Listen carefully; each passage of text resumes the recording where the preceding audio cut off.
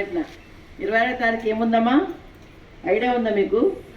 ఈ నెల 26న ఏముంది? మాట్లాడాలా? తినలేదా? ఇదేం టిఫిన్ చేసినట్టు ఇదే దేశవ్యాప్తంగా సమ్మె. దేశవ్యాప్తంగా ఈ నెల 26వ తారీఖున పెద్ద ఎత్తున సార్వత్రిక సమ్మె చేస్తూ ఉన్నాము.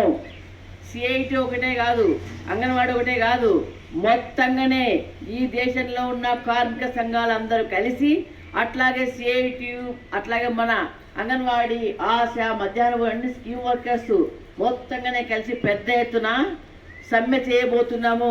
సమ్మె అంటే సమ్మె కాదు, ఒక రకంగా ఈ దేశవ్యాప్తంగా బంద్ అనే పద్ధతిలో ఏర్పడాలనే ఒక దృఢమైన సంకల్పంతో చేయబోతున్నామనే విషయాన్ని మనం అందరం కూడా తప్పనిసరిగా గమనించాల్సిన అవసరం ఉంది. ఎందుకంటే కేంద్రంలో మోడీ ప్రభుత్వం వచ్చింది. మోడీ ప్రభుత్వం వచ్చిన తర్వాత కనీసం ఏమాత్రము ప్రజల పట్ల తన బాధ్యత నిర్వర్తించకపోగా మళ్ళీ ఈరోజు ప్రజా వ్యతిరేక విధానం అవలంబిస్తూ ఉందనే విషయాన్ని మనం గమనించాల్సిన అవసరం ఉంది.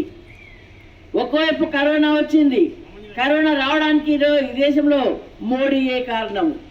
మొదట 564 ఉంది, ఆ తర్వాత పెద్ద ఎత్తున పెరిగిందంటే మోడీయే కారణం అని చెప్పాల్సిన అవసరం ఉంది.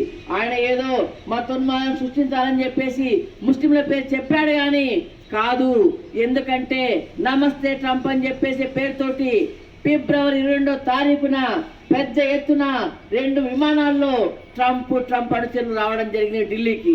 ఆ రకంగా దీన్ని పట్టించుకోకుండా నిర్లక్ష్యం వహిస్తూ ట్రంప్ కోసము ద్వారాలు తెరిచి విమానాశ్రయాలు మూయకుండా చేయడం వల్లనే మన దేశంలో కరోనా వచ్చింది తప్ప ఇంకో రకంగా కాదనే విషయాన్ని మనం గమనించాలా.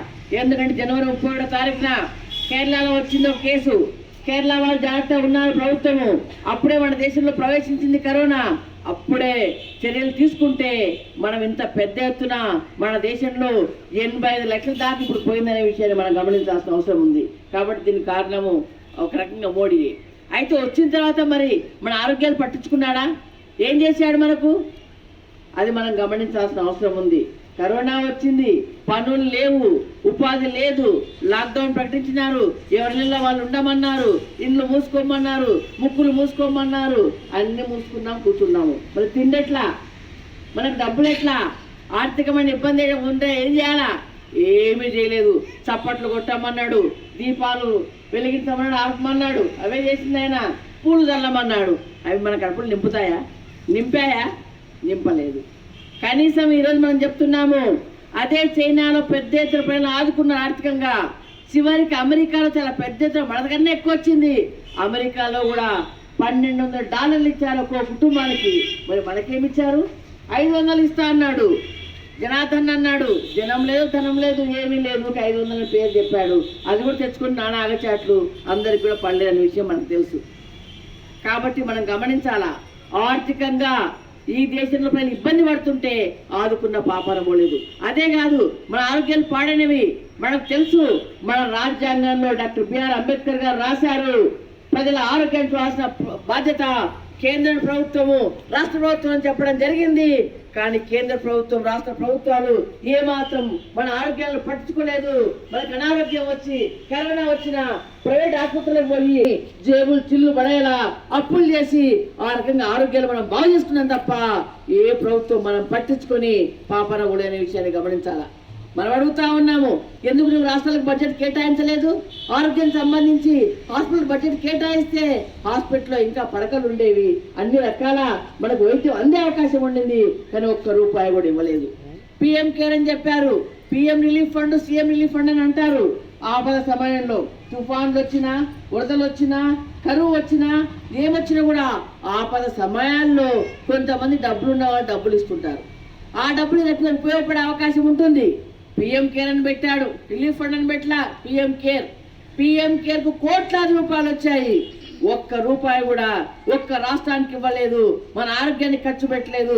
అవి ఎక్కడ పోయినా కూడా లెక్కలు లేవు, ఏమి లేవు, ఎవరికి తెలియని పరిస్థితి ఈరోజు ఉంది.